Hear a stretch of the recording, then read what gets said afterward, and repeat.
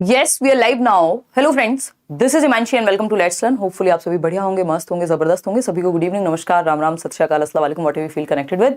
Start करेंगे आज का सेशन. जैसा कि हमने बात की थी, जो 10 नंबर की यूनिट है आपकी, मतलब कल भी हमने इस पर चर्चा की और ये 20 अगस्त का आपका एग्जाम. अब दिन जो है वो उल्टे चलने शुरू हो गए क्योंकि 2 महीने भी आपके पास कंप्लीट बचे हुए नहीं हैं.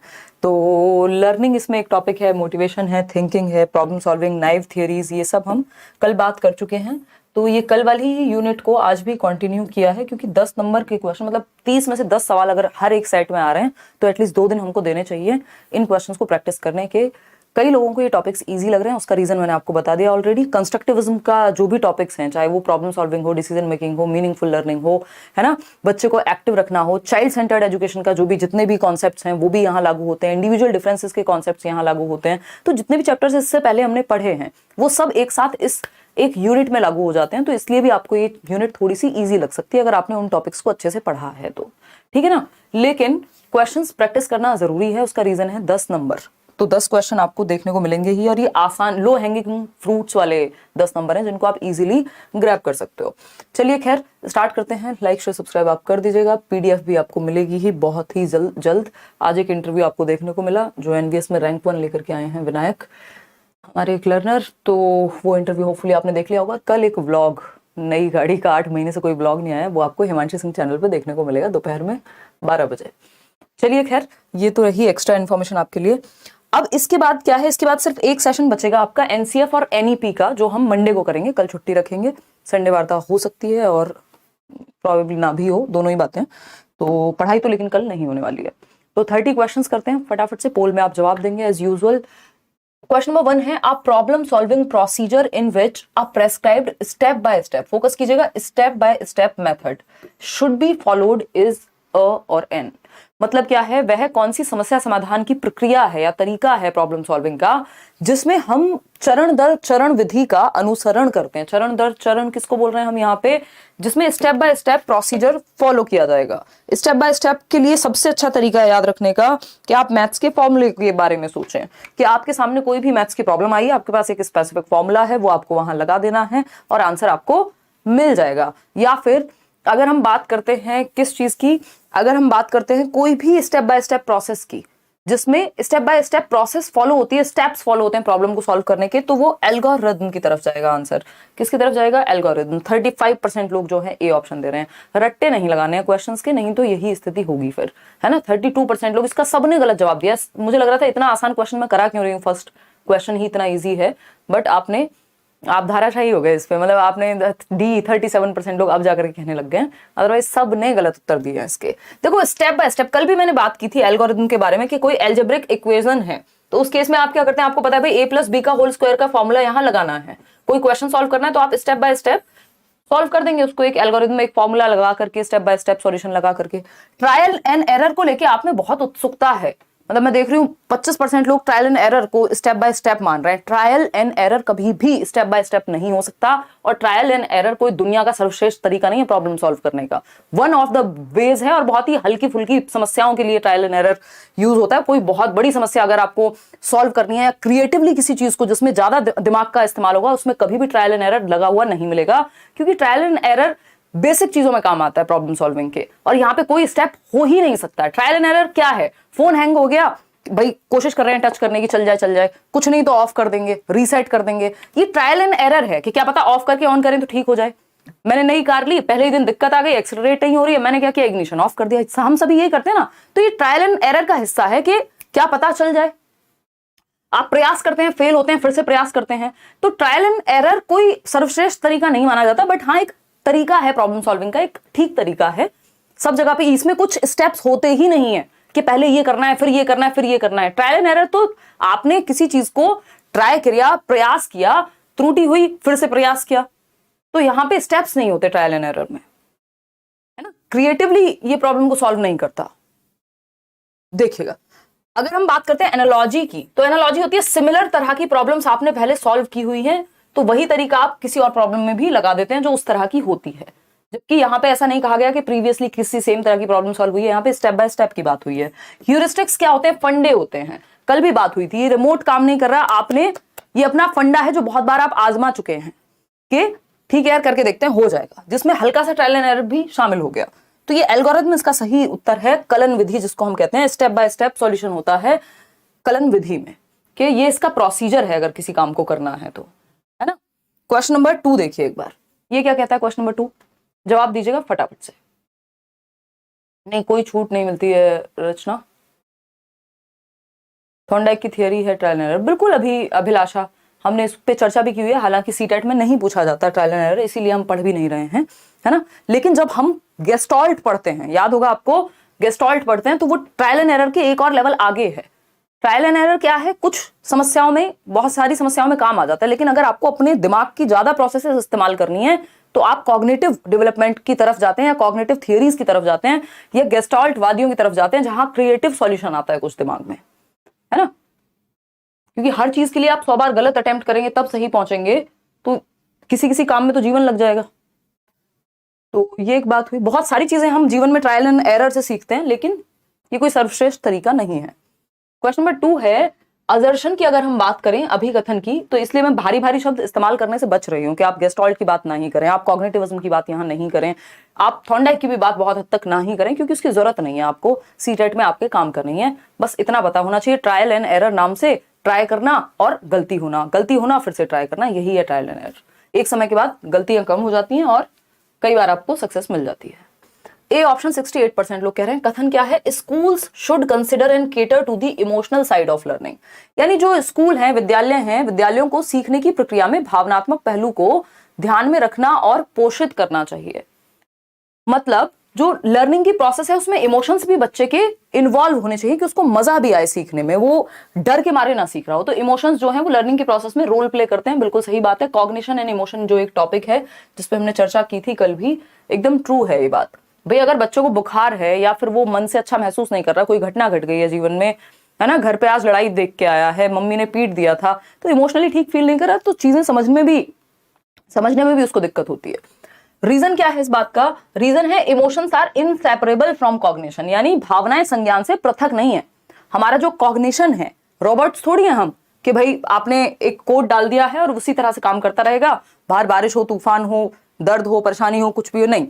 इमोशंस जो हैं वो इनसेपरेबल हैं, पृथक नहीं है किससे, संज्ञान से। मतलब हमारे जो भी दिमाग की प्रोसेसेस हैं उसमें इमोशंस का भी रोल होता है ना, कि आपकी thinking, reasoning, problem solving, decision making, जितने भी काम दिमाग से होते हैं, इमोशंस उन पे प्रभाव डालते हैं। यदि आप अच्छा महसूस कर रहे हैं तो आपका दिमाग भी अच्छे से काम करता है ना। तो ये क्या हुआ, ये भी बात एकदम ट्रू है कि सेपरेबल नहीं है। सेपरेबल किसकी भाषा में है, एक ही व्यक्ति हैं जो कहते हैं इंडिपेंडेंट हैं, वो हैं ज़ेज़ोंग। ठीक, तो A option is the right answer, कि दोनों ही बातें एकदम सही हैं, both A and R are true. तो आज तो आप इसको एक टेस्ट की तरह भी ले सकते हैं। उसका रीजन है कि कल हमने 30 क्वेश्चंस को बहुत डिटेल में डिस्कस किया था इस टॉपिक के। क्वेश्चन नंबर 3 देखिएगा एक बार, ये क्या कहता है। क्वेश्चन नंबर 3 है, which of the following factor leads to intrinsic motivation to learn, आंतरिक अभिप्रेरणा के बारे में कौन सी एक बात सही है, ये पूछा है हमसे। नेहा अग्रवाल कह रहे हैं आप कभी सूट क्यों नहीं पहन के आती। नेहा पढ़ लो, पेपर आ रहा है 60 दिन में, रोज कितने घंटे काम करना होता है आपको आइडिया भी नहीं है। अब मैं यहाँ सजने संवरने पर समय लगाऊं या पढ़ाने पर ध्यान दूं। देखो एक बार क्वेश्चन नंबर 3, निम्नलिखित में से कौन सा कारक अधिगम हेतु आंतरिक अभिप्रेरणा को संचालित करता है, अग्रता प्रदान करता है, बताइए एक बार। 89% लोग कह रहे हैं इंटरेस्ट। इंटरेस्ट मतलब रुचि, यानी इंट्रिंसिक मोटिवेशन क्या है, इंटरनल मोटिवेशन, जो अंदर से बाहर पॉजिटिव मान रहे हैं, जिसका रीजन बाहर नहीं होगा, जिसका रीजन व्यक्ति के अंदर होगा। आप अंदर से मोटिवेटेड हैं, आपके साथ सीखने में मजा आ रहा है तो आप आंतरिक रूप से मोटिवेटेड हैं। रिवॉर्ड क्या है, एक्सटर्नल रीजन है, तो मोटिवेशन भी कैसी होगी, एक्सटर्नल होगी, बाहरी अभिप्रेरणा हो गई। पनिशमेंट भी क्या है, एक्सटर्नल रीजन है, इसका भी डर से भी अगर आप सीख रहे हैं तो भी एक्सटर्नल हो गई मोटिवेशन। प्रेज भी क्या है, आज आपका मन कर रहा है मेरी तारीफ करने का, कल नहीं करेगा तो मैं काम करना बंद कर दूं, नहीं, तो क्या होगा, ये एक्सटर्नल। प्रेज भी क्या है, एक्सटर्नल है। ठीक है, एक अच्छा मतलब फैक्टर है, ठीक है, आपको अच्छा लगता है कोई आपकी तारीफ करे, हर इंसान को अच्छा लगता है, बट ये एक्सटर्नल रीजन हो गया किसी काम को करने का। रुचि, अगर मेरा इंटरेस्ट है किसी काम में तो मैं करूंगी ना वो चीज। तो अगर बच्चे का इंटरेस्ट है लर्निंग में तो वो आंतरिक रूप से अभिप्रेरित होगा, जिसको इंटरनल मोटिवेशन या इंट्रिंसिक मोटिवेशन कहते हैं, जिसका रीजन बाहर नहीं मिलेगा आपको, रीजन अपने अंदर मिल जाएगा। तो अगर किसी काम में रुचि है तो उसके ना पैसे मिले ना नंबर मिले उसमें, फिर भी आपको अगर मान लीजिए पढ़ने में रुचि है तो आप किताबें पढ़ते रहेंगे, कोई आपको पैसे थोड़ी दे रहा है किताब पढ़ने के। तो रुचि मतलब इंटरेस्ट जरूरी है, ठीक है। कोई बात नहीं, पहन लेंगे यार सूट, टेंशन क्यों ले रहे हो, कोई बात नहीं, आ जाओ, जब समय मिलता है तब कर लेंगे। क्वेश्चन नंबर 4 देखिए, which of the following is likely to become a barrier for learning, यानी निम्नलिखित में से कौन सा अधिगम के लिए बाधक बन सकता है, यानी बाधा कौन सा बनेगा, ये बताइए फटाफट से। कौन है ये गुड एंड आई, ये लाल वाले इमोजी कैसे बना रहे हो भाई। हाँ देखिए, कोई कह रहा है कि मॉडरेट क्वेश्चंस लेके आइए, ये इजी है। मुझे हंसी आती है इस तरह की बातें सुन के। अगर सिर्फ डिफिकल्ट क्वेश्चन कराने हैं तो बहुत इजीली कराया जा सकते हैं, मॉडरेट भी छोड़ो, सीधा डिफिकल्ट करेंगे, इसी को मॉडरेट कहते हैं सीटेट की भाषा में। 10 क्वेश्चन इसी तरह के हर बार आते हैं, आए हुए हैं, है ना। तो जब हमें पता है कि लेवल सीटेट भी सेट करके रखता है, ऐसा नहीं अपनी तरफ से हम मुश्किल क्वेश्चन नहीं जबरदस्ती डाल देंगे जो टॉपिक ही ईजी है, उसमें उसका कोई पॉइंट नहीं है फिर। और जब हम 60 क्वेश्चन कर रहे हैं तो ऑलमोस्ट हर तरह के क्वेश्चन जो भी आए हुए हैं ऑनलाइन एग्जाम में वो सारे कवर हो जाते हैं, ठीक है ना। ये अपनी तरफ से थोड़ी बनाए हुए क्वेश्चन पेपर में आए हैं। देखिए, which of the following is likely to become, एक हार्ड सेट करेंगे तब आपको एक बार मतलब कर लेंगे उसकी प्रैक्टिस, डोंट वरी, बट जितना जरूरी है जैसा पेपर का लेवल है उसी तरह से करने का फायदा है किसी चीज को, अदरवाइज टाइम वेस्ट है वो, उसका कोई। अब जैसे हम थॉर्नडाइक पढ़ते रहे यहाँ बैठ के, हम गेस्टॉल्ट पढ़ते रहे यहाँ बैठ के, पैवलव भी पढ़ लें हम, है ना, सारे थियरिस्ट को पढ़ लेते हैं जो हम बाकी एग्जाम्स के लिए पढ़ते हैं, उसका फायदा होगा कुछ नहीं होगा। तो वही सेम बात है कि लेवल सेट रहता है पेपर में। फ्लेक्सिबल करिकुलम यानी बैरियर कौन बनेगा लर्निंग में, अधिगम में बाधक कौन बनेगा। फ्लेक्सिबल करिकुलम कभी भी बाधक नहीं बनता, रिजिड करिकुलम बनेगा, तो ये तो बात गलत हो गई। मल्टीपल सेंसरी अप्रोच, जितने ज्यादा सेंसेस इन्वॉल्व होंगे उतना बेहतर सीखेगा बच्चा, ये क्या है, ये भी रुकावट नहीं बनेगा, हेल्पफुल होगा। Same ability grouping of students, ये बात एकदम रुकावट बनेगी कि सारे बच्चे जो हैं वो सेम एबिलिटी के हैं, विद्यार्थियों का एक समान योग्यता के आधार पर समूहीकरण, यानी जो बच्चे 50% लाते हैं उनको एक ग्रुप में डाल दिया, जो बच्चे 90% लाते हैं उनको एक ग्रुप में डाल दिया, जबकि मिक्स्ड एबिलिटी ग्रुपिंग करनी चाहिए यदि एबिलिटी ग्रुपिंग करनी भी पड़े तो, ठीक है ना। कंस्ट्रक्टिविस्ट पेडागोजी बाय टीचर, रचनावादी पेडागोजी, ये तीनों पॉजिटिव हैं, एक नेगेटिव है, जो नेगेटिव है वही सही है। क्वेश्चन नंबर 5 देखिए, क्वेश्चन नंबर 5 देखिए, ये क्या कहता है भाई क्वेश्चन नंबर 5, अगर हम बात करें the broad perspective of schools and specially teachers to understand failure of students should be that, मतलब स्कूलों और विशेष रूप से शिक्षकों को छात्रों की विफलता को किस तरह समझना चाहिए, यानी बच्चे यदि फेल हो रहे हैं, ये टॉपिक है अपने आप में, है ना, कि एरर्स जो हैं, बच्चे की गलतियां हैं या फेलियर है, लर्निंग है, उसको कैसे लिया जाए। तो बच्चे यदि फेल हो रहे हैं तो उसको कैसे देखें। हाँ करेंगे रजनी थार गिफ्ट, कोई बात नहीं, नाम ले लिया शिवांगी। मैम प्लीज बताइए कि नोटिफिकेशन क्यों नहीं आता है, 3 दिन से मैं लेट हो जाती हूँ। पता नहीं श्री शिव हो जाता है, यूट्यूब पे बहुत सारे चैनल्स हैं, बहुत सारे आप लोग भी हैं खुद में, तो हो सकता है मिस हो जाता हो। बेल आइकन देख लो मैम, जो आपको सही लगे वही कराइए, जो हम लोगों के लिए के हित में हो। तो निशा वही बात है, अगर हम अच्छे से जितने भी टॉपिक्स एक एक करके कराए जा रहे हैं, 30 में से एक भी नंबर कम नहीं आ सकता अगर आप समझ लें चीजों को, कॉन्सेप्ट समझ में आ गया जिसको, काम खत्म। सी ऑप्शन कह रहे हैं, the broad perspective of schools and specially teachers to understand failure, बच्चों की फेलियर को यानी विफलता को समझने का तरीका, या कैसे समझेंगे। Reflect poorly on the students academic capabilities, यानी छात्रों की कमजोर शैक्षणिक क्षमताओं का प्रतिबिंबन है कि वो कमजोर हैं इसलिए फेल हो रहे हैं, नहीं। Reflects poorly on the teachers ability, teacher की एबिलिटी में कमी है तो सीधा टीचर पे भी नहीं आएंगे। इज अ सिस्टमैटिक इशू, बिल्कुल, जब बच्चा फेल होता है तो सिस्टम फेल होता है, जो पूरी व्यवस्था है उसमें कहीं ना कुछ फॉल्ट है यदि ज्यादा बच्चे फेल हो रहे हैं तो एक व्यवस्थागत मुद्दा जिसमें स्कूल को शिक्षण प्रणालियों पर प्रतिबिंबन करने की आवश्यकता है, जो स्कूल का सिस्टम है कहीं उसमें तो पूरे सिस्टम में ही तो प्रॉब्लम नहीं है। अब वो टीचिंग मेथड्स में भी हो सकती है, सिस्टम के अंदर प्रॉब्लम, वो किसी और एंड पे भी हो सकती है, लेकिन आपको पूरे सिस्टम को रिफ्लेक्ट करने की जरूरत है अपने ऊपर। एक इशू है जो कि कम्युनिटीज की वजह से जो बच्चे पुअर इकोनॉमिक कंडीशन से आते हैं वो नहीं सीख सकते, तो फिर तो डॉक्टर एपीजे अब्दुल कलाम कभी डॉक्टर एपीजे अब्दुल कलाम नहीं बनते, यदि पुअर बैकग्राउंड के बच्चे अच्छा नहीं करते तो इसमें सी ही ऑप्शन सही है कि एक सिस्टमैटिक प्रॉब्लम है जिसपे रिफ्लेक्ट करने की जरूरत है। यदि बच्चे फेल हो रहे हैं तो हमें सिस्टम को देखना है, सिस्टम फेल हो रहा है कहीं ना कहीं, ठीक है ना। क्वेश्चन नंबर 6 देखिए, children from naive theories alternative conceptions, या मैं कहूं wrong theories for alternative conceptions because, बच्चे सहज सहज सिद्धांत या वैकल्पिक अवधारणाएं बनाते हैं क्योंकि, यानी नाइव थियरीज क्यों कंस्ट्रक्ट करते हैं बच्चे, या ऑल्टरनेटिव कॉन्सेप्शंस क्यों कंस्ट्रक्ट करते हैं। Their thinking is much inferior to adults, हमने बात की थी पियाजे, जो भी आपने बाकी थियरीज में पढ़ा है वो सब इस 10 नंबर में आपको अप्लाई कर देना है, इसलिए 10 नंबर आपको आसान लगेंगे, क्योंकि जो भी आपने इससे पहले पढ़ा है वो सारी पेडागोजी का निचोड़ है ये 10 नंबर, ठीक है ना। तो बच्चों की जो थिंकिंग है वो इंफीरियर है, ऐसा तो पियाजे पहले ही मना कर देते हैं।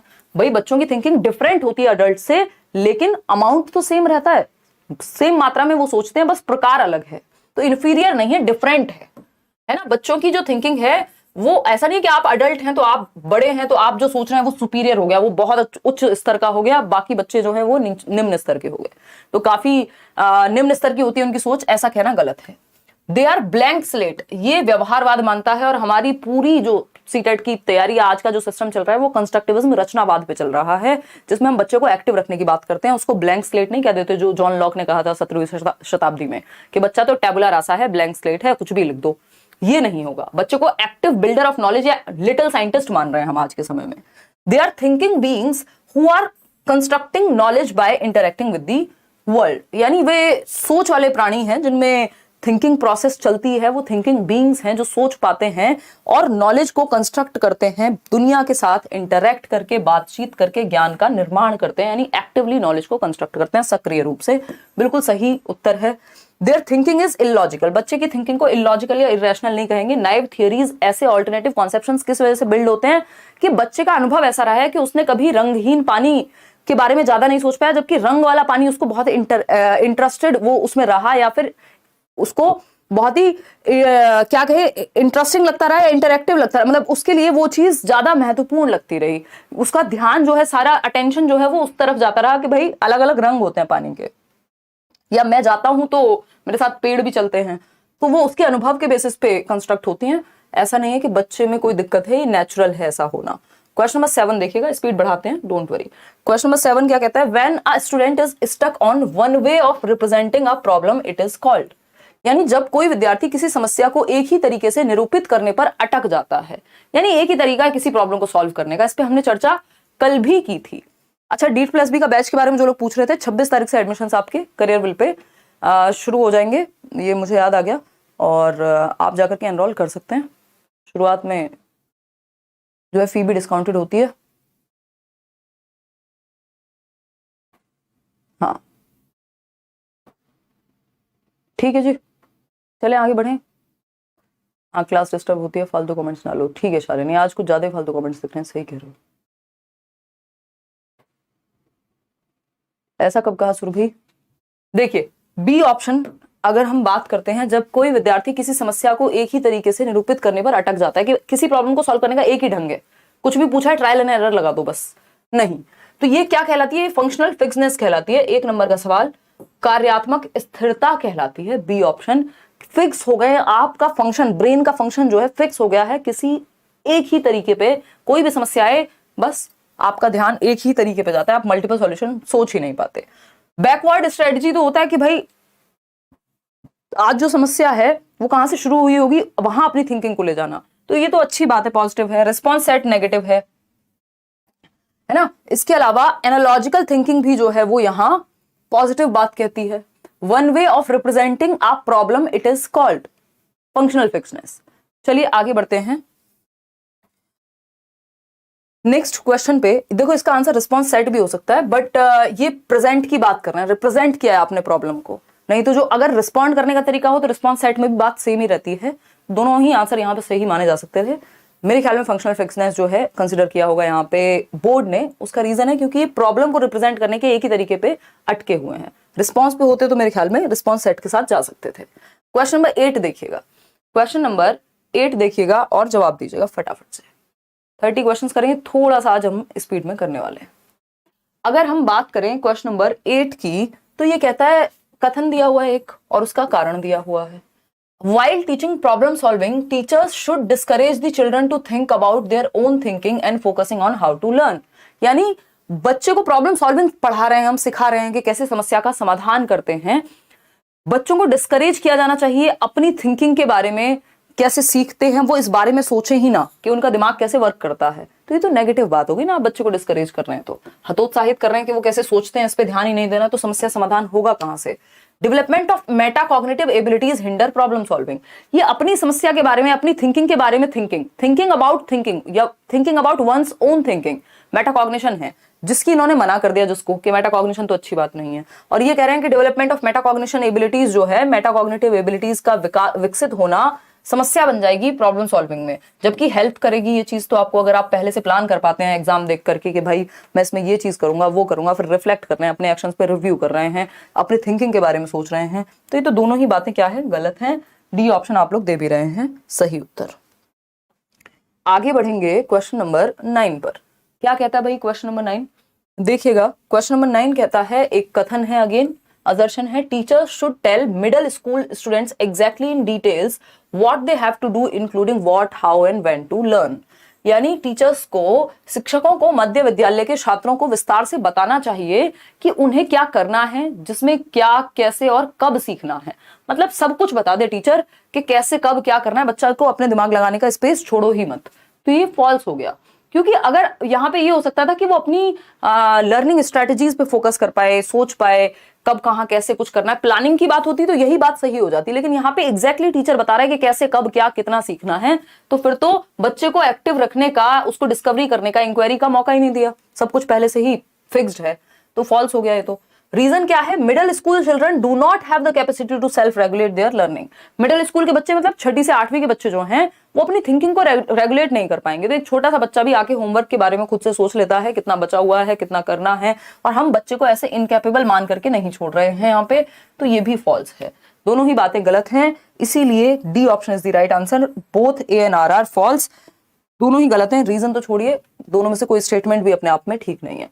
क्वेश्चन नंबर 10 देखिएगा, ये क्या कहता है क्वेश्चन नंबर 10?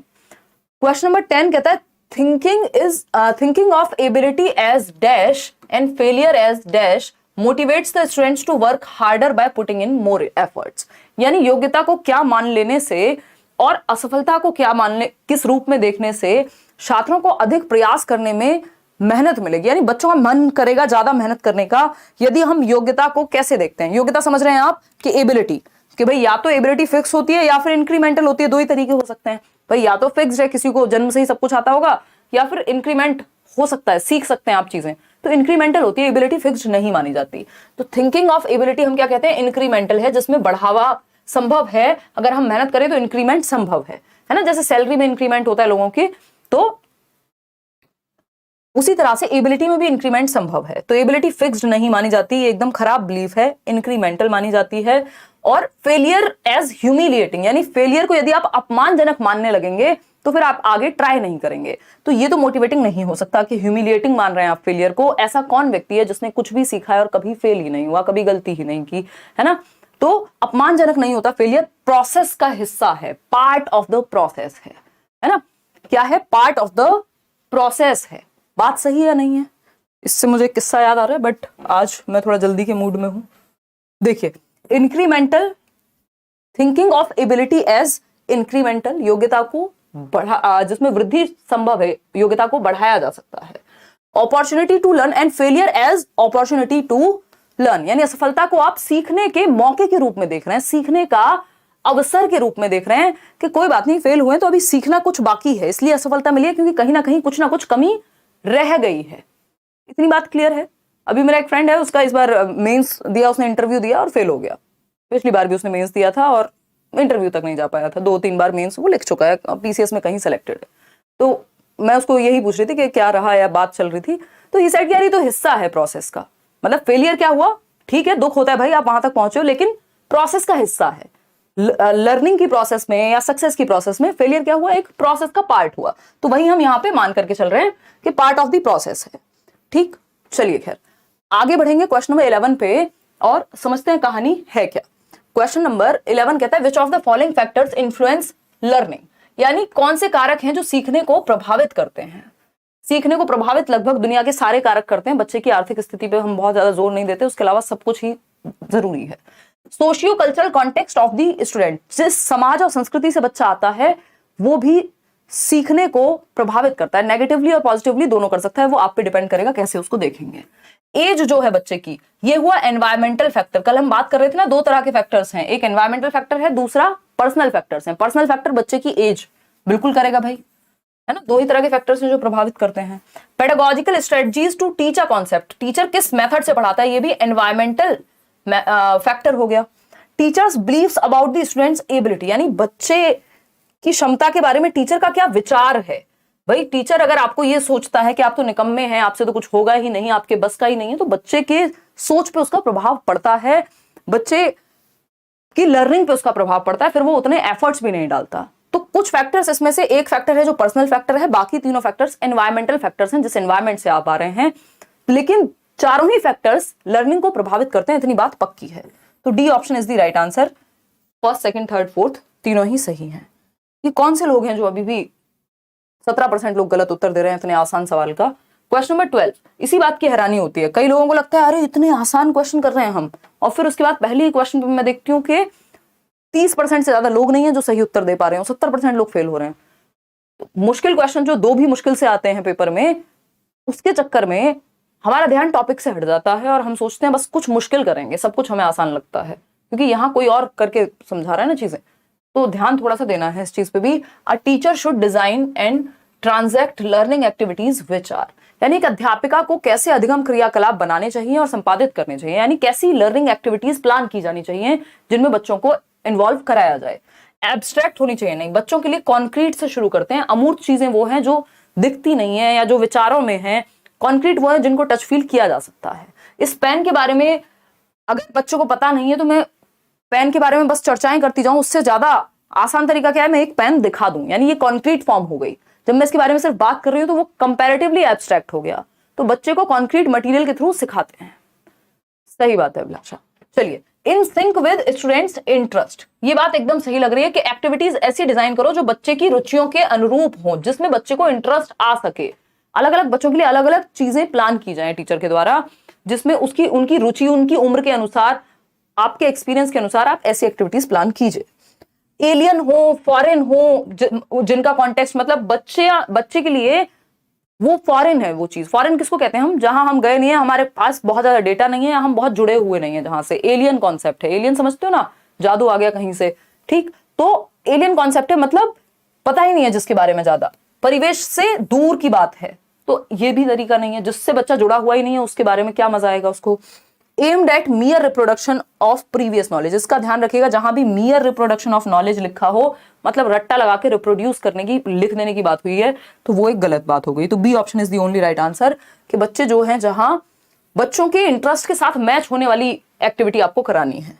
क्वेश्चन नंबर है 13, in order to maximize students engagement in learning process a teacher should, यानी आप एज अ टीचर चाहते हैं कि बच्चे ज्यादा से ज्यादा एंगेज हों, ज्यादा से ज्यादा इन्वॉल्व हों, सीखने में इंटरेस्ट लें, उनका पार्टिसिपेशन बढ़े सीखने में। तो अधिगम प्रक्रिया में विद्यार्थियों की संलग्नता को अधिकाधिक करने के लिए अध्यापिका को क्या करना चाहिए।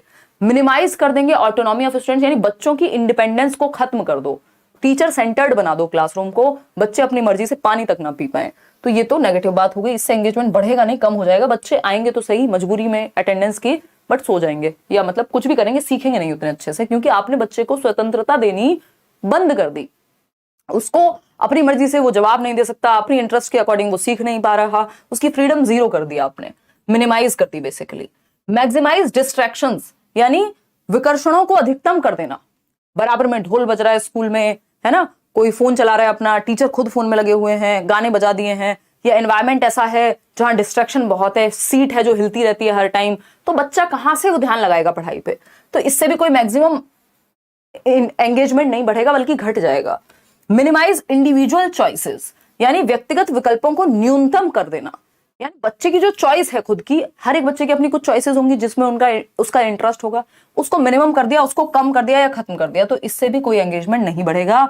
मैक्सिमाइज ऑथेंटिसिटी ऑफ टास्क, ये बात एकदम सही है कि कार्य की सत्यता को अधिकतम कर देना चाहिए। सत्यता क्या होती है, ऑथेंटिक टास्क का मतलब होता है वो टास्क जो एवरीडे लाइफ से जुड़ा हुआ हो बच्चे की, है ना, जो रियल लाइफ से जुड़ा हुआ हो, एवरीडे लाइफ से जुड़ा हुआ हो। जब आप इंग्लिश पढ़ा रहे हैं तो आप बच्चे को कहें कि बेटा सब्जी वाले भैया से आज एक बार इंग्लिश में बात करना है, या फिर कुछ भी हो सकता है, ऐसा कोई भी एक चीज हो सकती है कि रियल लाइफ में जहां पे वो उस चीज को यूज करे। तो एक ऐसा टास्क जो एवरीडे लाइफ से जुड़ा हुआ हो उसको ऑथेंटिक टास्क माना जाता है। तो D option is the right answer. यदि ऐसा होगा कि रियल लाइफ से जुड़ी हुई नॉलेज होगी तो अपने आप ही बच्चे मैक्सिमम इंटरेस्ट दिखाएंगे और एंगेजमेंट बढ़ जाएगा, क्लास में ज्यादा इन्वॉल्व होंगे। क्वेश्चन नंबर 14 देखिएगा एक बार, ये क्या कहता है क्वेश्चन नंबर 14। क्वेश्चन नंबर 14 कहता है आ जनरल स्ट्रेटेजी, ध्यान से पढ़िएगा, ये कीवर्ड्स पे ध्यान दीजिए। जब स्टेप बाय स्टेप सॉल्यूशन की बात हो, स्टेप बाय स्टेप सॉल्यूशन की बात हो तो आपको पता है आपको किसके साथ जाना है, एल्गोरिथम के साथ जाना है। जब रैंडम एक्टिविटीज को करने की बात हो तो ट्रायल एंड एरर, ठीक है ना। जब हम शॉर्ट फॉर्म में बनाने की बात करें तो वो निमोनिक्स हो जाता है, ठीक। That might lead to solution of a given problem is called, यानी एक सामान्य युक्ति, एक स्ट्रेटेजी, एक फंडा जो दी गई समस्या के समाधान तक पहुंचने में मददगार हो सकती है। माइट लीड टू सक्सेस या might lead to problem solving. Might lead का मतलब क्या, संभावना है, वो स्ट्रेटेजी आपने प्रीवियसली बहुत अपनाई है या फिर कहीं तो उसको यूज किया है, एक फंडा है जो काम कर जाता है या कर सकता है। रिमोट वाला एग्जांपल, क्या आपको पता है यार ये स्ट्रेटेजी है, बहुत बार काम कर जाती है, ऐसे ऐसे करेंगे चल जाएगा, क्या कहलाएगा, ह्यूरिस्टिक कहलाएगा। ये रिस्पॉन्स सेट तो फिक्स्ड तरीका होता है, इससे तो समस्या सॉल्व नहीं होती, इससे तो होगी ही नहीं। फंक्शनल फिक्सनेस भी क्या है, नेगेटिव तरीका है, ये ह्यूरिस्टिक है। ह्यूरिस्टिक बोले तो अनुमानी सोच है। रिस्पॉन्स सेट हमें मतलब आपकी प्रतिक्रिया जो सेट हो गई, आपको हर चीज पे एक ही प्रतिक्रिया को सेट कर लेना है। उसमें ना जो हम बात कर रहे थे बी और सी वाले क्वेश्चन में, उसमें आंसर जो है वो बी के साथ ही जाया जाएगा। रिस्पॉन्स सेट की भी संभावना वहां ना के बराबर है। उसका रीजन एक है कि मतलब जिस तरह से उन्होंने पूछा है कि उन्होंने फोकस किया है प्रेजेंट करने पे प्रॉब्लम को, जबकि रिस्पॉन्स देने में बात होती है तो रिस्पॉन्स सेट पे चला जाता है। कंसिडर स्टिल दोनों को किया जा सकता है क्योंकि दोनों ही प्रोसेस इन्वॉल्व होती है, बट इतना ज्यादा डीप में जाने की हमें जरूरत नहीं है। 44% लोग ए को कैसे जवाब दे रहे हैं, मैं समझ नहीं पा रही हूँ आपका ये थॉट प्रोसेस है। देख रहे हो कितनी कंफ्यूजन आपने भर ली है अपने दिमाग में। एक सामान्य युक्ति जो दी, आसान सवाल नहीं सॉल्व कर पा रहे हैं, एक सामान्य युक्ति जो दी गई समस्या के समाधान तक पहुंचने में मददगार हो। युक्ति रिमोट ऐसे ऐसे करोगे चल जाएगा, ये आप कर चुके हो, रूल ऑफ थंब है ये, आपने बहुत बार ट्राई किया है, कभी ना कभी आपको पता है ये फंडा काम कर जाता है।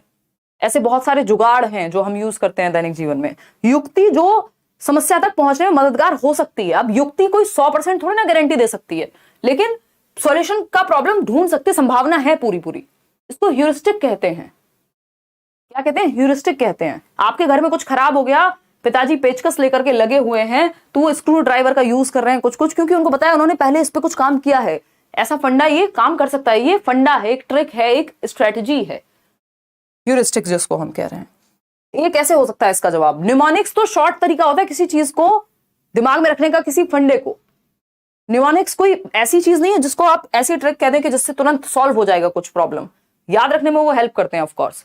क्वेश्चन नंबर 15 देखिएगा एक बार, क्वेश्चन नंबर 15 देखिएगा। ऑल्टरनेटिव कॉन्सेप्शंस या जिनको नाइव कॉन्सेप्शंस कहते हैं, naive conceptions, alternative conceptions, misconceptions, यानी विद्यार्थियों द्वारा जो ग्रहित वैकल्पिक अवधारणाएं वो बना लेते हैं, वो कोई पर्पस सॉल्व नहीं करती, प्योरली इलॉजिकल होती है। हमने कल भी बात की थी, ये इलॉजिकल नहीं होती, बच्चे के अनुभव के आधार पे होती है कि वो ट्रेन से जा रहा था, उसने देखा पेड़ भी साथ चल रहे हैं तो उसको लगता है कि यार पेड़ साथ ही चलते होंगे, जबकि साइंटिफिकली गलत है, लेकिन उसने अपने अनुभव के बेस पे तो बनाई है, तो प्योरली इलॉजिकल नहीं होती।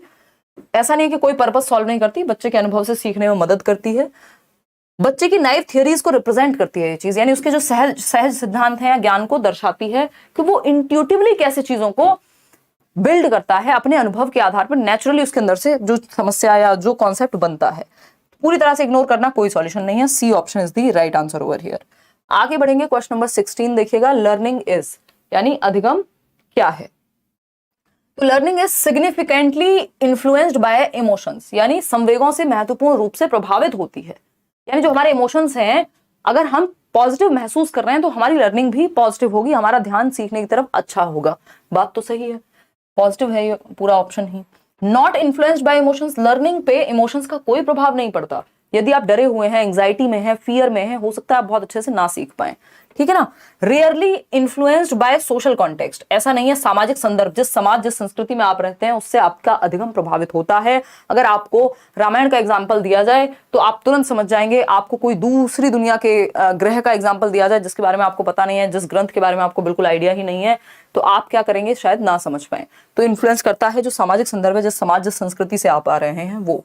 Not influenced by social context, again जो है दोनों ही बातें गलत हैं। रेयरली भी नहीं होता, सिग्निफिकेंटली इन्फ्लुएंस्ड होती है लर्निंग आपकी सामाजिक संदर्भ से। जिस समाज में, जिस संस्कृति में आप रहते हैं, अधिगम काफी हद तक वहां से प्रभावित होता ही होता है। तो संवेगों से महत्वपूर्ण रूप से प्रभावित होता है अधिगम की जो प्रक्रिया है, वो आपके इमोशन से प्रभावित होती है। यदि आप पॉजिटिव इमोशंस फील कर रहे हैं तो आपकी लर्निंग भी अच्छे से होती है, और अगर आप मोटिवेटेड हैं तो लर्निंग अपने आप ही अच्छी होती है। क्वेश्चन नंबर 17 देखिएगा एक बार, क्या कहता है क्वेश्चन नंबर 17। एक कथन है और कारक है।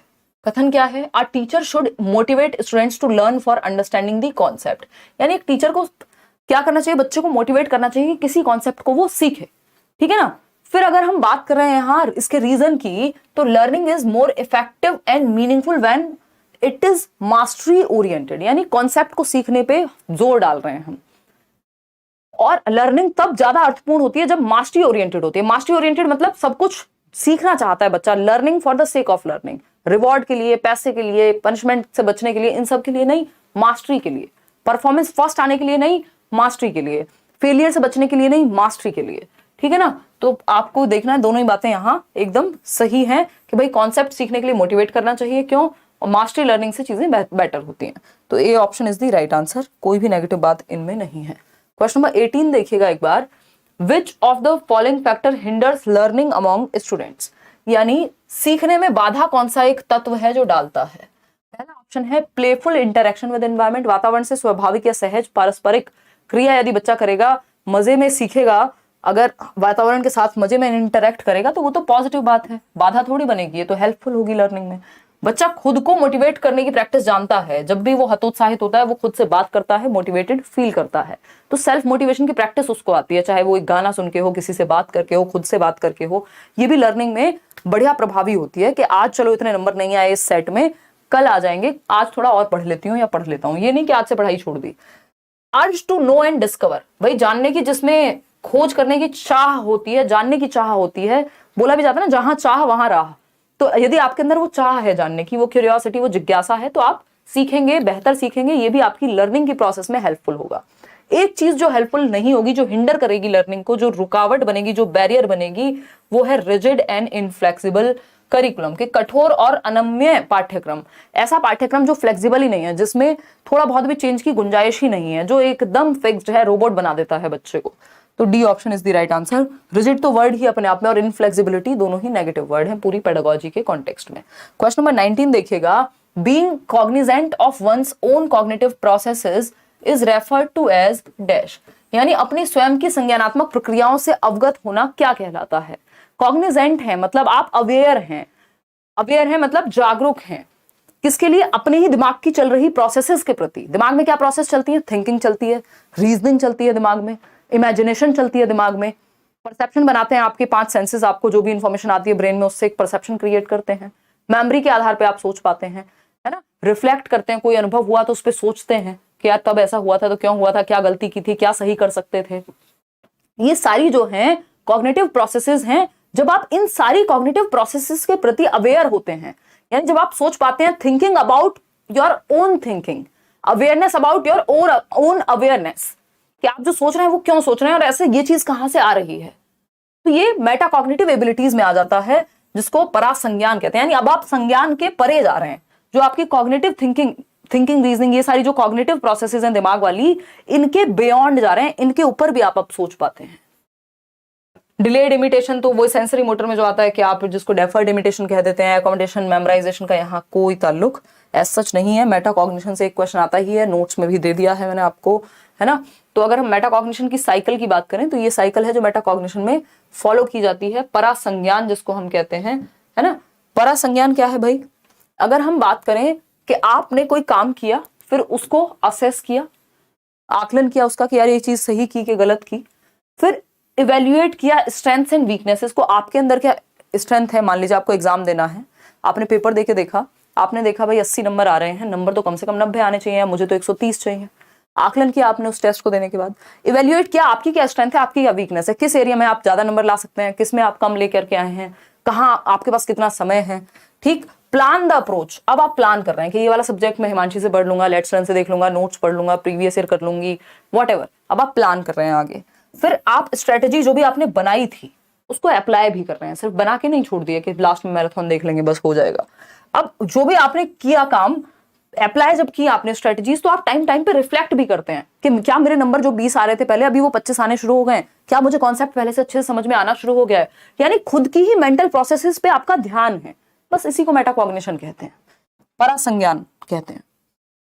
चलिए खैर आगे बढ़ते हैं क्वेश्चन नंबर 20 पे। देखिए, तो ये कॉग्निशन एंड इमोशन वाले क्वेश्चन की जगह कई बार मेटाकॉग्निशन पूछ लेता है एक नंबर में। Dash motivate the learners to believe in themselves and work harder. यानी बच्चों को खुद में विश्वास रखने के लिए कौन सी एक चीज है जो मोटिवेट करती है, और ज्यादा मेहनत करने के लिए कौन सी एक चीज है जो मोटिवेट करती है।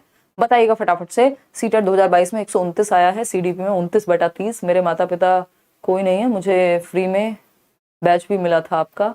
Thank you ma'am, thank you so much. क्या नाम है आपका? टुनू सिंह राजपूत, बहुत बढ़िया। आप मेल भी कीजिएगा, मैं कोशिश करूंगी कि आपके टच में रहा जाए। आप पढ़ रहे होंगे होपफुली बैच से अच्छे से। देखिएगा, शेम एंड होपलेसनेस, शर्मिंदगी और निराशा। शर्मिंदगी और निराशा से कौन ज्यादा मेहनत करता है भाई? कुछ ही लोग होंगे जिन पे नेगेटिव मोटिवेशन काम करती होगी, है ना। अदरवाइज ज्यादा शर्मिंदा अगर बच्चों को किया जाएगा, होपलेसनेस उसमें नजर आएगी कि तुम तो कुछ कर ही नहीं सकते, तो वो डिमोटिवेट हो जाएगा, आगे मेहनत नहीं करेगा, खुद में विश्वास करना तो छोड़ ही देगा। फियर, ये भी नेगेटिव इमोशन। नेगेटिव इमोशन से पॉजिटिव आउटकम नहीं आते। पॉजिटिव सोच करके ही काम किया जाए तभी तो पॉजिटिव आउटकम आएगा। View of ability as fixed and uncontrollable. जिसने भी ये मान लिया कि एबिलिटी क्या है, एक एंटिटी है या फिक्स्ड है, मतलब क्षमता तो फिक्स्ड होती है, जिनके पास है उनके पास है, मैं क्या कर सकता हूं, मैं तो हिंदी मीडियम से पढ़ा हूं, या मेरे अंदर तो इतनी ही बुद्धि है, मतलब खुद से ही शुरू हो जाता है। जबकि हमें पता है कि सर्वश्रेष्ठ मस्तिष्क का इस्तेमाल भी जिसने किया वो 6%, 5%, इस तरह के लेवल, मतलब हम अपने ब्रेन का मोर देन 90% तो यूज ही नहीं कर पाते लाइफ में। उसके बाद भी हम क्या कहेंगे, एबिलिटी फिक्स्ड होती है ना। इनकंट्रोलेबल है, कंट्रोलेबल ही नहीं है, मेरा तो कोई इस पे कंट्रोल ही नहीं है, तो ये भी नेगेटिव बिलीफ हो गया। क्या बिलीव करे बच्चा कि वो मेहनत ज्यादा करे और मोटिवेटेड रहे। तो view of ability as incremental and controllable, यह है मान्यता की क्षमता वार्षिक और नियंत्रणीय है। यार मैं एबिलिटी को इंक्रीज कर सकता हूं मेहनत करके, मैं कुछ भी सीख सकता हूं, ये बिलीफ अगर किसी के अंदर है। और कंट्रोलेबल है, यानी मेरे एक्शंस, मेरी मेहनत तो मेरे कंट्रोल में है। तो ये क्या हुआ, डी ऑप्शन यहाँ पे पॉजिटिव बात है, जिससे बच्चा ज्यादा मेहनत करने के लिए मोटिवेट होगा। क्वेश्चन नंबर 21 देखिए, या आप भी इस बारे में सोचेंगे तो आपको भी सही मेहनत करने का मन कर जाएगा। क्वेश्चन नंबर 21 देखिएगा, the teacher conducts some activities aiming to evoke previous knowledge of students at the starting of teaching learning process. यानी शिक्षक छात्रों को शिक्षण अधिगम प्रक्रिया शुरू कराते समय उनके पूर्व ज्ञान का आकलन करने की कोशिश में है ना, या पूर्व ज्ञान को जगाने की कोशिश में, कि उनको जो पहले से आता है उससे कनेक्ट करने की कोशिश में, आह्वान करने के लिए कुछ गतिविधियां करवाती है, ताकि बच्चे जो भी ओल्ड नॉलेज उस कॉन्सेप्ट के बारे में उनके दिमाग में है वो रिविजिट हो जाए या रिवाइज हो जाए। ठीक है। Which of the following is not correct, कौन सी एक बात सही नहीं है इस संदर्भ में। पहला ऑप्शन है, दे helps in building connections of knowledge, यानी ऐसा करने से कनेक्शन बनता है नॉलेज के बीच, यानी जो प्रीवियस नॉलेज था उसको जगा दिया टीचर ने, और जो नया सीखने वाले हैं वो दोनों के बीच में कनेक्शन बन जाएगा। अगर भूल भी गए थे तब भी प्रीवियस नॉलेज को कनेक्ट करा दिया। कितनी बार हम रिपीट करते रहते हैं एक टॉपिक को, उसका रीजन है कि चीजें आपको याद रहे। पॉजिटिव बात है। They are waste of time, waste of time and resource नहीं होता रिवीजन कभी भी, या पूर्व ज्ञान से नए ज्ञान को जोड़ना, या पूर्व ज्ञान को दोबारा से अपने दिमाग में लेकर के आना, जिंदा करना, वो एक पॉजिटिव बात है, टाइम वेस्ट नहीं है, वो उससे कॉन्सेप्ट और मजबूत बनेगा आगे आने वाला। They are not helpful in making the learning process effective, ऐसा नहीं है, जो प्रीवियस नॉलेज होती है वो हमेशा न्यू नॉलेज को सीखने में मदद करती है। They are positive and psychological initiative to prepare the students for learning, यानी ये अधिगम के लिए तैयार करने की एक सकारात्मक और मनोवैज्ञानिक पहल है, कि पहले हम नई क्लास, हर दिन जब क्लास शुरू होती है थोड़ा सा रिकैप्चुलेट कर लेते हैं, या प्रीवियस नॉलेज के बारे में सोच लेते हैं कि इसके बारे में आपको क्या पता है, जो भी कॉन्सेप्ट हम पढ़ने जा रहे हैं। तो फर्स्ट और फोर्थ सही है, सेकंड थर्ड नेगेटिव है। फर्स्ट और फोर्थ जो है, ए option is the right answer. आगे बढ़ते हैं, क्वेश्चन नंबर 22 देखिए एक बार, क्या कहते हैं इसको। A teacher can help the students cope with anxiety, यानी एक शिक्षक छात्रों को चिंता से निपटने में कैसे मदद कर सकता है। अब कई लोग होंगे ना जो टीचर का काम क्या मानते हैं, सिर्फ पढ़ाओ और चले जाओ। टीचर क्या है, एक मोटिवेटर भी है, फिलोसोफर भी है, गाइड भी है, फ्रेंड भी है सबसे पहले। तो अब टीचर को मदद करनी है बच्चे को कोप करने में एंजाइटी से, यानी बच्चे में दुश्चिंता है, चिंता है जो उसके अंदर भरी हुई है, और उसके साथ वो कैसे डील करे, इस चीज में टीचर को हेल्प करनी है। कैसे करे, by giving them severe punishment, punishment किसी चीज का कोई इलाज नहीं है, रिवॉर्ड्स कोई इफेक्टिव वेज नहीं है। आजकल हम ना तो रिवॉर्ड पे ना पनिशमेंट पे, आजकल का जो हम एजुकेशन सिस्टम या फिलॉसफी या स्कूल ऑफ थॉट फॉलो करते हैं, रचनावाद, कंस्ट्रक्टिविज्म, ना तो वो रिवॉर्ड पे ज्यादा ध्यान देता, ना वो पनिशमेंट पे ज्यादा ध्यान देता। वो मास्टरी पे ध्यान देगा, वो अर्थपूर्ण अधिगम मीनिंगफुल लर्निंग पे ध्यान देगा, प्रॉब्लम सॉल्विंग पे ध्यान देगा, है ना, सीखने के लिए सीखने पे ध्यान देगा कि सीखते कैसे हैं, by telling them to do repeated practice through recall. ये पुराने तरीके थे जब हम रट्टा लगवाते रहते थे, बार बार सेम चीज को प्रैक्टिस करते रहो, रट जाएगी दिमाग में। By talking to them about their feelings and helping them. भाई एंग्जाइटी जो है वो कैसे डील करेगा बच्चा, जब तक आप उससे बात नहीं कर रहे हैं कि वो महसूस कैसा करता है ना, और उसको फिर जूझने में आप मदद कर पाएंगे उनसे, उनकी भावनाओं के बारे में बात करके कि कैसा वो महसूस करता है, उसके क्या कारण हो सकते हैं, पिताजी या माताजी से भी उसके बारे में बात करनी है तो करें, और उनको उससे जूझने में मदद करके। तो कोप करने का ये एंजाइटी को एक तरीका है कि बच्चे से बात की जाए, उसके इमोशंस से को जाना जाए, क्योंकि इमोशंस क्या है, उसकी लर्निंग पे प्रभाव डालेंगे, कॉग्निशन को इन्फ्लुएंस करेंगे। तो D option is the right answer. Question number 23 देखिएगा एक बार, क्या कहते हैं, कहता है कि how can teachers encourage children to become intrinsically motivated learners, यानी आंतरिक रूप से अभिप्रेरित हो बच्चा। हमारा एजुकेशन सिस्टम अभी आज के समय में क्या कोशिश कर रहा है या क्या फॉलो करने की हम कोशिश कर रहे हैं कि बच्चा आंतरिक रूप से अभिप्रेरित हो। दो प्रकार की अभिप्रेरणा है, दो प्रकार की मोटिवेशन है। एक है इंटरनल मोटिवेशन जिसके रीजंस अंदर होते हैं, दूसरी है एक्सटर्नल मोटिवेशन जिसके रीजंस बाहर होते हैं, पैसा, name, fame, money, whatever, reasons बाहर हैं। इंटरनल क्या हो सकते हैं, आपका इंटरेस्ट है किसी चीज में, आपको मास्टरी हासिल करने का मन करता है ना, आपके अपने रीजन से, आपको मजा आता है किसी चीज में, इसलिए आप उसको करते हैं। पैसा आएगा ठीक है, बहुत अच्छी बात है, नहीं आएगा तब भी आप करते रहेंगे, कुछ और ढूंढ लेंगे पैसे के लिए। मतलब बेसिकली इंट्रिंसिकली मोटिवेशन क्या है, इंट्रिंसिकली मोटिवेटेड होगा बच्चा तो वो इंटरेस्ट की चीज में काम करेगा फिर, और उसमें वो अच्छा कर पाएगा, ज्यादा संभावना है। तो हम यहां देखेंगे कि कैसे इंट्रिंसिकली मोटिवेट करें, प्रेज करके। हाई अचीवर्स को जो ज्यादा नंबर लेके आते हैं सिर्फ उनको प्रेज कर दो, तो ज्यादा नंबर तो एक्सटर्नल रीजन है, आप ज्यादा नंबर को प्रेस कर रहे हो, बच्चे को थोड़ी प्रेस कर रहे हो, तो इंटरनल मोटिवेशन कहां से आएगी इसमें, है ना। मैम ये सेकंड पेपर के सब्जेक्ट हैं क्या? नहीं, ये पेपर 1 में और पेपर 2 दोनों में सीडीपी में आते हैं ये टॉपिक्स। पेपर 2 के लिए भी उतने एप्लीकेबल हैं वो जितने पेपर 1 के लिए। सोशल साइंस के लिए आपको एसएसटी पढ़नी चाहिए, एनसीईआरटी की 6th to 8th की, उसके अलावा सारे सब्जेक्ट्स आपके हो जाएंगे इधर। उसके अलावा 3 ही सब्जेक्ट हैं, सीडीपी है, हिंदी, इंग्लिश, पेडागोजी है, वो सब मैं करा ही दूंगी। अगर पेपर 2 की बात करें, पेपर 1 में हम ईवीएस और मैथ्स भी कर लेंगे साथ में। पनिश करके कोई तरीका नहीं है। Promoting them to copy, copy करके कौन सी अंतर से आंतरिक अभिप्रेरणा जागेगी भाई? By inculcating a sense of joy in learning, जब उनको मजा आएगा सीखने में, आनंद की भावना पैदा होगी, जब इंटरेस्ट आएगा तो क्या करेंगे, अपने आप सीखेंगे। देखो कभी भी इंट्रिंसिक मोटिवेशन को बढ़ावा देना है तो रीजन बाहर नहीं होना चाहिए कि ज्यादा नंबर वाले को आप बढ़ावा दे दो, कॉपी करना, लो अचीवर। रीजन अंदर ही होगा उसमें कि आपको सीखने में मजा आता है, उस चीज को बढ़ावा दें या लर्निंग को इंटरेस्टिंग बना पाए। क्वेश्चन नंबर 24 देखिएगा, ये क्या कहता है भाई?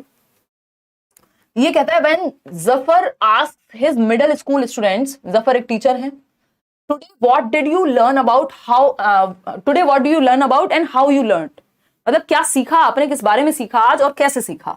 जब टीचर ने ये पूछा तो वो क्या एनकरेज करने की कोशिश कर रहे हैं बच्चों में, क्या प्रोत्साहित करने की कोशिश कर रहे हैं। कंडीशनिंग है ये, कंडीशनिंग में सेम चीज रिपीट होती है, आदत डलवाई जाती है, ये नकल भी नहीं है। मेमोराइजेशन एंड रिकॉल, कि बच्चा मेमोराइज करेगा और रिकॉल करेगा, लेकिन सिर्फ रिकॉल थोड़ी करेगा, बच्चा अपनी प्रोसेस भी बताएगा, बच्चा रिफ्लेक्ट करेगा। पहले तो रटा थोड़ी उसने कि आज मैंने क्या क्या सीखा, first step, second step, third step, जो भी पूरे दिन की प्रोसेस हुई होगी। जैसे मैं अपने भाई से बहुत बार पूछती हूँ कि अच्छा भाई आज कौन सा पीरियड था स्कूल में, कई बार जब मिलता है वो स्कूल के बाद, तो वो बताएगा, फिर मैंने कहा अच्छा फर्स्ट पीरियड ये था, फिर उसमें क्या हुआ था, फिर सेकंड में क्या हुआ था, अच्छा लंच में क्या किया था। अब उसका दिमाग वो रट्टे थोड़ी लगा के आया था उसके कि मेमोराइजेशन एंड रिकॉल, बस नंबर थोड़ी याद किया था जिसको रिकॉल करके बता देना है। अब उसको दिमाग पे जोर डाल के रिफ्लेक्ट करना पड़ेगा, उसको रिफ्लेक्ट करना पड़ेगा कि आज दिन में हुआ क्या क्या था, फिर मैंने सीखा क्या उससे, फिर टीचर ने क्या बताया था, मुझे क्या समझ आया था। मतलब मेटा कॉग्निशन लगेगा उसमें, कॉग्निटिव एबिलिटीज कई सारी लगेंगी, चाहे वो मेमोरी हो, चाहे वो आपका थिंकिंग हो, रीजनिंग हो, और उसके भी बियॉन्ड ये सब जो हुआ उसके ऊपर वो रिफ्लेक्ट भी कर पाएगा, कि प्रकाश डाल पाएगा कि आज हुआ क्या था। तो थिंकिंग अबाउट थिंकिंग, है ना, थिंकिंग जो की है उस पर भी थिंकिंग हो रही है। तो ये अभी संज्ञान हो गया, जिसको हम परासंज्ञान भी कह देते हैं, मेटा कॉग्निशन। रिफ्लेक्ट किया, रिव्यू किया, रिविजिट किया, जो भी चीजें हुई और उसके बारे में आप बता रहे हैं, तो आप मेटा कॉग्निशन को एनकरेज कर रहे हैं, ठीक है ना। क्वेश्चन नंबर 25 देखिएगा एक बार। क्वेश्चन नंबर 25 क्या कहता है? असर्शन एक कथन है और एक उसका कारण है, पहचानना है कि सही है कि नहीं है। A teacher shares with her students how to approach a problem by going through all the steps of problem solving, यानी कैसे एक प्रॉब्लम को अप्रोच करते हैं स्टेप्स फॉलो करके समस्या समाधान के। चलो ठीक है, इसमें कोई दिक्कत नहीं है, तो पॉजिटिव बात हो गई, ट्रू है, अपने आप में गलत नहीं है, बच्चे के हित में है। रीजन क्या है? Think aloud demonstration to students is an effective teaching strategy, यानी अपनी सोचकर बोलकर विद्यार्थियों के साथ साझा करना एक प्रभावी शिक्षण कार्य नीति है। यानी जब आपने बोल करके ही तो साझा किया ना, साझा करती है टीचर, ऊपर लिखा हुआ है किस तरह समस्या समाधान किया जा सकता है, सभी चरणों का पालन करके इस पे अपनी विचारों को साझा किया टीचर ने। और ये जो साझा करना है, अपनी सोच को बोलकर विद्यार्थियों के साथ साझा करना, एक अच्छी तकनीक है जिसमें आप बच्चों के साथ चर्चा भी कर रहे हैं, बच्चे भी एक्टिव हैं और आप डिस्कशन भी कर ले रहे हैं। तो दोनों बातें पॉजिटिव हैं, both A and R are true and R is the correct explanation of A. आगे बढ़ेंगे, दोनों में से कुछ भी गलत नहीं है और दोनों एक दूसरे के बारे में सही हैं। क्वेश्चन नंबर 26 देखिएगा, ये क्या कहता है? असर्शन एक कथन है और उसका कारण है A child's emotional state affects her performance in school, यानी एक बच्ची की संवेगात्मक मनोस्थिति स्कूल में उसके प्रदर्शन को प्रभावित करती है।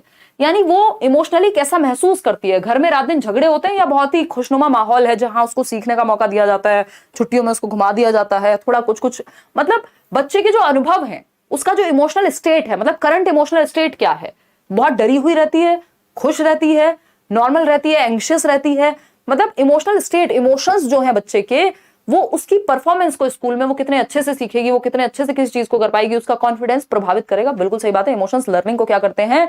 प्रभावित करते हैं। कोई कह रहा है 21वें सवाल में गलत पूछा है, देख लेंगे रीना उसको एक बार, ठीक है ना। तो ये बात एकदम ट्रू है, सही बात है, तो प्रभावित करते हैं भाई। Cognition and emotions are interrelated, ये बात भी एकदम सही है कि इमोशनल स्टेट इसलिए प्रभावित करता है क्योंकि दिमाग परफॉर्मेंस को क्यों प्रभावित करेगा, क्योंकि परफॉर्मेंस कहां से आती है? कॉग्निशन से। तो और इमोशंस क्या है? इमोशंस, तो cognition and emotions inter related है, इसलिए ये चीज प्रभावित करेगी दोनों एक दूसरे को। तो A option is the right answer. आसान सा सवाल है। क्वेश्चन नंबर 27 देखिए, 3 सवाल और हैं, उसके बाद किसी को 21 में डाउट है वो करेंगे। लर्निंग क्या है? पैसिव है? पैसिव नहीं हो सकती, सिर्फ पर्सनल फैक्टर से इन्फ्लुएंस होगी कि बच्चे की एज, उसका इंटरेस्ट, उसका एप्टीट्यूड, नहीं यार, एनवायरमेंटल भी जरूरी है। Occurs independent of socio cultural context, अब कई लोग जल्दबाजी में इसको बिना पढ़े लगा देंगे कि ये तो सी ऑप्शन है, ये तो डी ऑप्शन है। देखो सी पे कितनी तेजी से आप लोगों ने 90% सबसे पहले सी लगा रहे हैं, और फिर कहते हैं मुश्किल क्वेश्चन कराओ। क्वेश्चन इसी लेवल के आते हैं, स्टैंडर्ड क्वेश्चंस हैं जो स्टैंडर्डाइज्ड टेस्ट सीटेड बनाता है, सीबीएसई बना के देता है ना। कर दी गड़बड़ आपने, तालियां बजा दो अपने लिए, बहुत बढ़िया। उम्मीद नहीं थी ऐसी कि कल से अब तक हम काफी क्वेश्चंस कर चुके हैं। देखो पढ़ के समझना जरूरी है, हम लोग क्या है जल्दी में बहुत हैं जवाब देने की, उस चक्कर में आंसर फिर गलत होता है ना। हमें एक क्वेश्चन दिखता है और उसको फटाक से बस जवाब देना, इस बात पे ध्यान है हमारा, हमने कॉन्सेप्ट क्या पढ़ा है उस पर ध्यान नहीं है। 2 सेकंड एक्स्ट्रा लेके कर दो आंसर, है ना। अकर्स इंडिपेंडेंट, इंटरडिपेंडेंट नहीं कहा, इंटर रिलेटेड नहीं कहा, कह रहे हैं कि लर्निंग जो है वो स्वतंत्र होती है सामाजिक सांस्कृतिक परिप्रेक्ष्य से। जबकि हम ये जन्म से पढ़ते आ रहे हैं, सीटेट की पढ़ाई जब से शुरू की है हमने, कि वाइगॉस्की भी कह रहे हैं कि जिस समाज जिस संस्कृति में रहते हैं हमारी लर्निंग उससे प्रभावित होती है, रिलेटेड होती है, इंपैक्टफुल होती है, इन्फ्लुएंस्ड होती है। और ये कह रहे हैं कि जो लर्निंग है वो तो इंडिपेंडेंट होती है सोशियो कल्चरल एस्पेक्ट के, मतलब जिस समाज जिस संस्कृति से आप आ रहे हैं उसका कोई प्रभाव नहीं पड़ता आपके अधिगम पे। गलत हो गया ना, सामाजिक सांस्कृतिक संदर्भ से स्वतंत्र होता है अधिगम, नहीं हो सकता भाई। मैं जिस समाज जिस संस्कृति जिस बैकग्राउंड से आ रही हूं उससे डिफरेंट नहीं हो जाएगा, मेरी लाइफ से आपको जोड़ना पड़ेगा तब जाकर के मुझे समझ आएगी कोई चीज। लर्निंग अलग नहीं हो सकती सोशियो कल्चरल एस्पेक्ट से। इंडिपेंडेंट लिखा हुआ है इन्होंने, जल्दीबाजी में सिर्फ शुरू के 3 शब्द पढ़ के फटाक से आंसर नहीं करना, समझ पा रहे हो ना। तो learning is a process of only recall and reproduction of information. ये भी बात जो है गलत है कि सिर्फ रिप्रोडक्शन ऑफ इंफॉर्मेशन का ही यहां पे सही होगा। अब मैं समझ गई, आपको लगा बेटा बी तो ऑप्शन हो नहीं सकता, डी जो है नेगेटिव लग रहा है। इसमें खैर आप लोग अभी भी बहुत सारे लोग गलत उत्तर दे रहे हैं। देखो इससे तो बेटर ऑप्शन, ये पर्सनल फैक्टर बी कब गलत लगाया था, जब दिमाग में ये था कि यार एनवायरमेंटल का भी ऑप्शन कहीं आएगा। जब ऑप्शन में एनवायरमेंटल का ऑप्शन ही नहीं आया तो फिर तो ये बात अपने आप में गलत थोड़ी है कि learning is influenced by personal factors. तो बी ही सही हो गया ना, व्यक्तिगत कारकों से प्रभावित होती है अधिगम। अधिगम जो है कि बच्चे की एज, उसका इंटरेस्ट, उसका एप्टीट्यूड, मतलब उसकी रुचि किसमें है, उसकी उम्र क्या है ना, उसका इंटेलिजेंस का स्तर क्या है। तो पर्सनल फैक्टर्स प्रभावित तो करते ही हैं लर्निंग को, बस यहाँ पे मैंने ये गलत क्यों कहा था, क्योंकि मुझे ये था कि आगे कहीं ऑप्शन आएगा जहां पे ये लिखा होगा कि लर्निंग पर्सनल और एनवायरमेंटल दोनों फैक्टर से इन्फ्लुएंस्ड होती है। यहां पे ओनली नहीं लिखा कि is influenced only by personal factors. ये गलत तब 100% हो जाता यदि सिर्फ ओनली लिखा होता, या फिर ऑप्शंस बाकी ऐसे होते कि जिसमें कोई एक ऑप्शन ऐसा होता कि पर्सनल एंड एनवायरमेंटल दोनों ही फैक्टर्स, बोथ। तो learning is influenced by both personal and environmental factors. कल एक क्वेश्चन किया था ना हमने ऐसा, तो ऐसा यहां पे लिखा नहीं है। और ये तो कभी सही नहीं हो सकता कि सोशियो कल्चरल एस्पेक्ट से इंडिपेंडेंट हो जाएगी लर्निंग। वो तो संभव नहीं है, किसी भी दुनिया की जगह पे संभव नहीं है कि जिस समाज, जिस संस्कृति से, जिस रियल लाइफ से आप आ रहे हैं उससे अलग कर दें आप लर्निंग को। ठीक है ना। तो सी तो सपने में भी सही नहीं हो सकता था। ओनली रिकॉल भी सही नहीं होगा कि सिर्फ रिकॉल कर लिया, पैसिव हो नहीं सकती। तो सिर्फ एक ही ऑप्शन हमारे पास पॉजिटिव बचा है जो काफी हद तक ठीक है, वो है व्यक्तिगत कारकों से प्रभावित होती है, यानी जो मेरे पर्सनल फैक्टर्स है, मेरी एज है, मेरा इंटेलिजेंस का स्तर है, मेरा एप्टीट्यूड है, मेरा एटीट्यूड है, उन सबसे प्रभावित होगी, मेरा इंटरेस्ट है जिस चीज में। तो B option is the only right answer. C तो सही सपने में भी नहीं हो सकता भाई। क्वेश्चन नंबर 28 देखिए, आपको कॉन्फिडेंट रहना है यार। देखो क्वेश्चन नंबर 28 देखिए, students with which of the following belief will be encourage to learn and have a better performance in class. यानी किस प्रकार की मान्यता रखने वाले विद्यार्थी कक्षा में सीखने की ओर उन्मुख होंगे व बेहतर प्रदर्शन करेंगे। यानी कैसा बिलीफ, कैसा मेंटेलिटी कैसी होनी चाहिए बच्चे की, कैसा मेंटल सेट होना चाहिए जो वो क्या माने तो वो अच्छा प्रदर्शन करेगा क्लासरूम में। कोई कह रहा है मैंने सही किया था। हाँ, आपको कंफ्यूज किया जाएगा, अगर मैं भी करूं तब भी नहीं होना है, क्योंकि वो चीज तो एकदम सर्वविदित कह लो या सबको ही पता होनी चाहिए ये चीज कि भाई पर्सनल फैक्टर्स खत्म थोड़ी हो सकते हैं और बाकी ऑप्शन सारे नेगेटिव हैं। तो बचा क्या फिर? मैंने सही किया था, बहुत बढ़िया विनीता। बी ऑप्शन आपके लिए एक पुरस्कार बनवाएंगे हम जल्दी ही। देखिए, one can not change one's inborn abilities at all. ये मान करके तो फिर लर्निंग अच्छी नहीं होनी कि आपने ये कह लिया मेरी जन्मजात योग्यताओं को तो मैं बदल ही नहीं सकता, जबकि आपको एबिलिटी को ये मानना है कि मैं मेहनत करके सीख सकता हूं। Effort can influence one's learning and performance, यानी मेहनत से खुद के सीखने व प्रदर्शन में बदलाव किया जा सकता है। आज आप 20 नंबर ला रहे हैं, कल आप 30 ला पाएंगे यदि आप मेहनत करके, एफर्ट करके सीख पाए किसी चीज को। पॉजिटिव बिलीफ है ये। Getting good marks is a matter of luck, सिर्फ लक से आते हैं। आधी दुनिया इसी बात में विश्वास करती है। आप देखेंगे लोगों को, वो कहेंगे अगर कोई अच्छा कर रहा है जीवन में, सक्सेसफुल है, तो भी वो लक से है ना। वो कहीं कोई एग्जाम क्लियर कर पा रहा है तो भी लक से है, कुछ और किया है उसने तो भी लक से है। मतलब जो भी अच्छा हो रहा है लोगों की जिंदगी में और जो भी बुरा हो रहा है बहुत केसेस में, सब क्या मान लेते हैं भाई, लक का खेल है सारा, जो कि कुछ परसेंट में भी होता भी होगा। बट क्या अगर ये चीज एग्जिस्ट भी करती है तो आपके हाथ में है? नहीं है। तो यहां हम एफर्ट पे फोकस करते हैं बच्चे के, लक पे नहीं करते हैं। कोई भी कुछ भी अच्छा कर रहा है तो मेहनत जरूर रही होगी, है ना, और सही दिशा में मेहनत रही होगी, जिसको हम कई बार लक बोल देते हैं। One who has not succeeded previously will not succeed in future as well. यानी जो एक बार सफल नहीं हुआ है, जो आज तक सफल नहीं हुआ, वो कभी सफल नहीं हो सकता, ऐसा कहीं लिखा नहीं है। यदि वो सही दिशा में मेहनत करे तो। इसी को लर्नेड हेल्पलेसनेस कहते हैं, जिसपे हम कल बात कर रहे थे। तो मेहनत से खुद के सीखने और प्रदर्शन में बदलाव लाया जा सकता है। B option is the right answer. Question number 29 देखिए, ये क्या कहता है। क्वेश्चन नंबर 29 है, teachers can encourage students to become mastery oriented learners. 3 तरह की ओरिएंटेशन पे बात की थी। एक था मास्टरी ओरिएंटेशन, जिसमें आप एक्सीलेंस के पीछे भागते हैं, सफलता झक मार के आपके पीछे आती है, 3 इडियट वाला डायलॉग, कि आप सीखने पे फोकस करते हैं, कि आपको एक एक कॉन्सेप्ट पता हो, नंबर अपने आप आ जाएंगे। दूसरा है परफॉर्मेंस ओरिएंटेशन, यानी जहां सिर्फ नंबर आने चाहिए, चाहे रट के लाओ, कैसे भी करो, चतुर रामलिंगम बन जाओ किसके, 3 इडियट के। तीसरा है फेलियर अवॉइडेंस, वो जो राजू रस्तोगी था ना आपका 3 इडियट में, कि जिसको किसी भी तरह से पास होना था बस, कि फेलियर से बच जाएं। तो तीनों में से बेस्ट होता है मास्टरी ओरिएंटेशन, कि आपका ध्यान सीखने पे है, नंबर पे नहीं है, फेल होने पे, पास होने पे नहीं है, सारा फोकस। जो रणछोड़ दास उसमें एग्जाम्पल रहा, यानी आमिर खान का जो कैरेक्टर है। Over emphasizing scoring high marks, यानी हाई मार्क्स पे फोकस तो परफॉर्मेंस ओरिएंटेशन हो गया, ये मास्टरी ओरिएंटेशन थोड़ी रहा, है ना। जैसे आप जिन एग्जाम्स में बैठते हैं वहां भी परफॉर्मेंस ओरिएंटेशन पे बहुत फोकस है। ये एक हार्श रियलिटी है कि अगर आप मेरिट में आना चाहते हैं तो आपको उतने नंबर लाने पड़ेंगे। लेकिन अगर हम उसको मास्टरी के साथ भी जोड़ दें कि उस सिलेबस को हम थोड़ा सा अच्छे से पढ़ लें, तो वो नंबर भी लाना हमारे लिए कंपैरेटिवली इजी हो सकता है। हालांकि हमारा सिस्टम जो है अभी भी पता नहीं किस हद तक तैयार है मास्टरी के लिए। Encouraging children to win all competitions, अब कॉम्पिटिशंस जीतना कोई मास्टरी ओरिएंटेशन तो नहीं होगी। Inculcating love and joy in the process of learning, ये मास्टरी ओरिएंटेशन है, कि आप सीखने की प्रक्रिया में आनंद व खुशी की अनुभूति महसूस करा रहे हैं बच्चे को, मतलब उसको मजा आ रहा है सीखने में, तो वो सब कुछ सीखेगा उस कॉन्सेप्ट के बारे में, मास्टरी हासिल करेगा। पीएचडी कर लेगा, कल को उसका मन करेगा। Inculcating fear and stress to avoid failure, इससे तो भाई परफॉर्मेंस ओरिएंटेशन या फेलियर अवॉइडेंस वाला गोल आएगा। मास्टरी के लिए तो आपके अंदर जॉय आ गया सीखने को लेकर के, तो आप मास्टरी हासिल करेंगे उस चीज पे। आज के लिए आखिरी सवाल, और फिर हम 21 को भी देख लेंगे। एक बार नॉट पूछा था, ऐसा कोई कह रहा है, which of the following strategies will help children या स्टूडेंट्स टू लर्न मीनिंगफुली, यानी कि अर्थपूर्ण ढंग से सीखने के लिए कौन सी स्ट्रेटजी बेहतर होगी। 31वां सवाल बीएस में मैंने एक क्वेश्चन एक्स्ट्रा डाला था, क्योंकि उस 31st क्वेश्चन में जो भी आपने 2 दिन में किया है वो सब कुछ इंक्लूडेड है ना। बहुत ही सिंपल तरीके से आप समझ पाएंगे उसको। कोई कह रहा है पीएचडी कैसे करें, अरे यार वो एग्जाम्पल दे रही थी मैं, जरूरी नहीं है फिर आप पीएचडी ही करें। बिना पीएचडी के लिए भी आपका पढ़ने का मन कर सकता है, तो वो मास्टरी ओरिएंटेशन में आ जाएगा। हाँ तालिब कह रहे हैं कि सब एकदम पलटी मार जाते हो आप लोग जैसे ही आपको पता चलता है ये वाला आंसर नहीं होगा।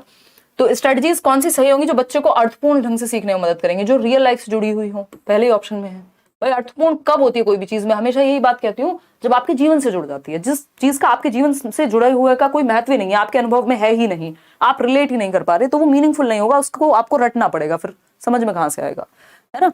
Focusing only on teaching for students to get good marks, ये मीनिंगफुल कैसे होगी, रोट लर्निंग हो जाएगी ये तो।